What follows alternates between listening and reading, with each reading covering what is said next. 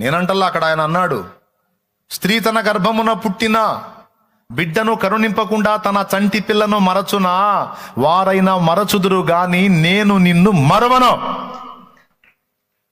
ఇంకేం కావాలండి?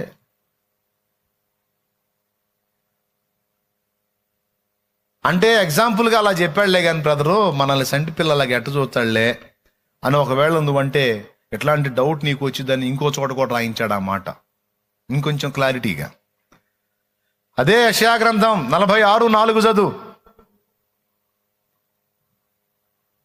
ముదిమి వచ్చు వరకు నిన్ను ఎత్తుకొను వాడను నేనే, తల వెంట్రుకలు నెరయు వరకు నిన్ను ఎత్తుకొను వాడను నేనే, నేనే చేసి ఉన్నాను, చంక పెట్టుకొనువాడను నేనే, నిన్ను ఎత్తికొనుచు రక్షించువాడను నేనే.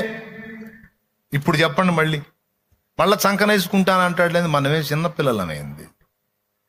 మళ్ళీ అక్కడ 2 వయస్సులో చెప్తున్నాడు. ముదిమి అన్నాడంటే ముసలితనం. ముదిమి వచ్చు వరకు, ముసలితనం వచ్చేంత వరకు నిన్ను ఎత్తుకొను వాడను నేనే. తల వెంట్రుకలు నెరయు వరకు నిన్ను ఎత్తుకొని వాడను నేనే, నేనే నిన్ను చేసి ఉన్నాను, నేనే చేసి ఉన్నాను, చంక పెట్టుకొని వాడను. నువ్వు పసిబిడ్డగా ఉన్నప్పుడు చంక పెట్టుకొని వాడను అల్లా. నువ్వు చంటి పాపకు ఉన్నప్పుడు చంకనేసుకుంటాను అన్నాడు అక్కడ, అనలా. మరి ఎలా చూస్తున్నాడండి మనల్ని?